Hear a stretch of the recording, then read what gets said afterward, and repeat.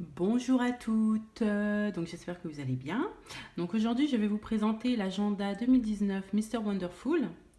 Donc cette année j'ai pris le classeur, donc c'est la première année qu'ils font un classeur. J'espère vraiment qu'ils nous feront des recharges pour les prochaines années. Donc moi j'ai pris un classeur parce que je suis une maman et j'ai besoin de noter pas mal de choses, de les avoir sous la main et aussi je rajoute des pages en général dans mon agenda. Donc dans celui-là, donc moi ce que j'ai bien aimé là c'est la couleur. Donc c'est une très belle couleur bleu violet, voilà. Ensuite à l'intérieur, donc on va regarder ensemble. Donc la première page vous avez un petit mot pour vous mettre de bonne humeur. Ensuite, vous avez la page de garde avec donc vos coordonnées. Donc ça, c'est typique Wonderful, hein. C'est dans tous les agendas, vous avez ça. Après, on a les calendriers. Donc vous avez fin 2018, vous avez 2019 et 2020. Ça, voilà, si vous avez des projets, vous pouvez déjà commencer à cocher les dates. Ensuite, on a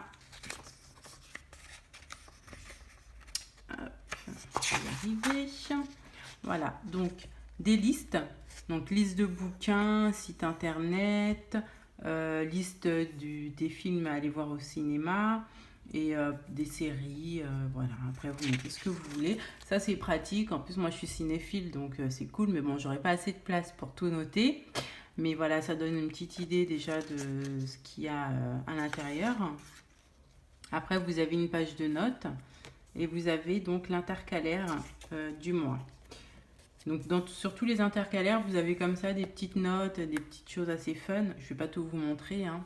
Vous allez avoir la surprise en achetant l'agenda. Après, donc, les premières pages du mois commencent par un visuel sur le mois. Donc, vous avez tout le mois sur les deux pages.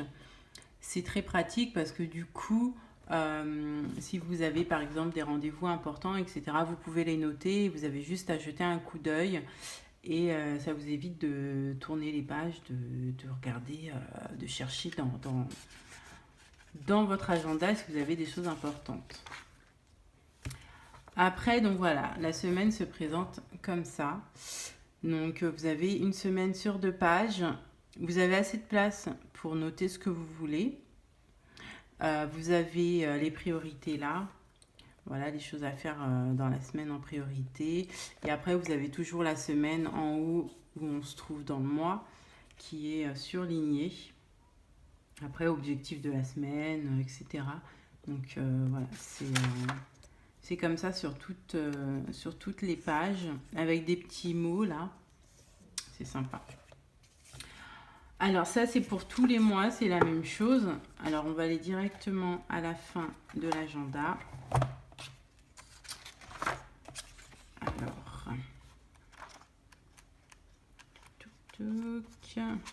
voilà.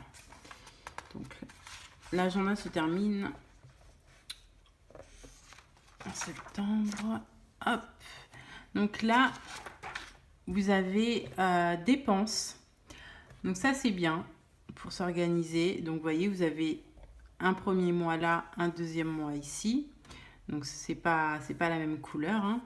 Comme ça vous différenciez bien. Moi je trouve que c'est bien. Après ils auraient peut-être dû mettre un espace vide. Voilà, pas forcément mettre tout ça parce que salle de sport on n'en a pas besoin. Cotisation URSSAF non plus. Enfin voilà, il y a des choses clairement on n'a pas du tout besoin qui sont mises là et je trouve pas. Voilà, il va falloir les changer en fait. Peut-être, je sais pas, les effacer ou quoi.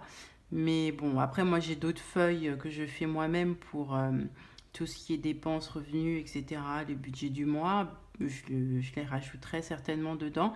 Mais voilà, la prochaine fois, clairement, le faire, mais écrire, voilà, revenus.